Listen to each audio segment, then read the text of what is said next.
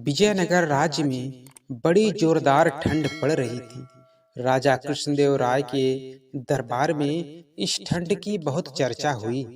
पुरोहित ने महाराज को सुझाया, महाराज, यदि इन दिनों यज्ञ किए जाएं तो उसका फल उत्तम होगा। दूर दूर तक उठता यज्ञ का धुआं सारे वातावरण को स्वच्छ और पवित्र कर देगा।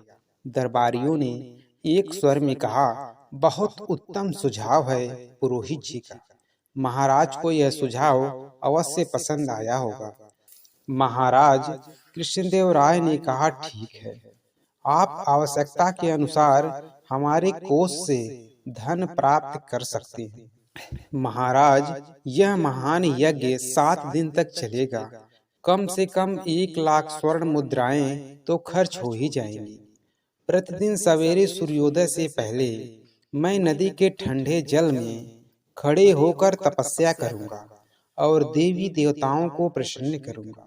और अगले ही दिन से यह यज्ञ शुरू हो गया। इस यज्ञ में दूर दूर से हजारों लोग आते हैं और ढेरों प्रसाद बंटता है। पुरोहित जी यज्ञ से पहले सुबह सवेरे कड़कड़ाती ठंड में नदी के ठंडे जल में खड़े होकर तपस्या करते, देवी देवताओं को प्रसन्न करते। लोग यह सब देखते और आश्चर्यचकित होते। एक दिन राजा कृष्णदेव राय भी सुबह सवेरे पुरोहित जी को तपस्या करते देखने के लिए गए। उनके साथ तेनालीराम भी था। ठंड इतनी थी कि दांत किटकिटा रहे थे। ऐसे में पुरोहित जी को नदी के ठंडे पानी में खड़े होकर तपस्या करते देख राजा कृष्णदेव राय ने तेनालीराम से कहा, आश्चर्य, अद्भुत करिश्मा है। कितनी कठिन तपस्या कर रहे हैं हमारे पुरोहित जी। राज्य की भलाई की उन्हें कितनी चिंता है।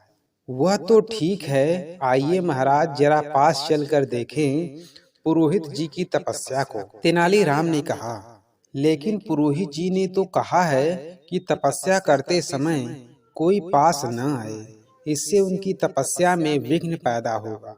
राजा ने कहा, तो महाराज हम दोनों ही कुछ देर तक उनकी प्रतीक्षा कर लें। जब पुरोहित जी तपस्या समाप्त करके ठंडे पानी से बाहर आए तो फल फूल देकर उनका सम्मान करें। राजा कृष्णदेव राय को तेनालीराम की यह बात जच गई। वह एक ओर बैठकर पुरोहित को तपस्या करते देखते रहे।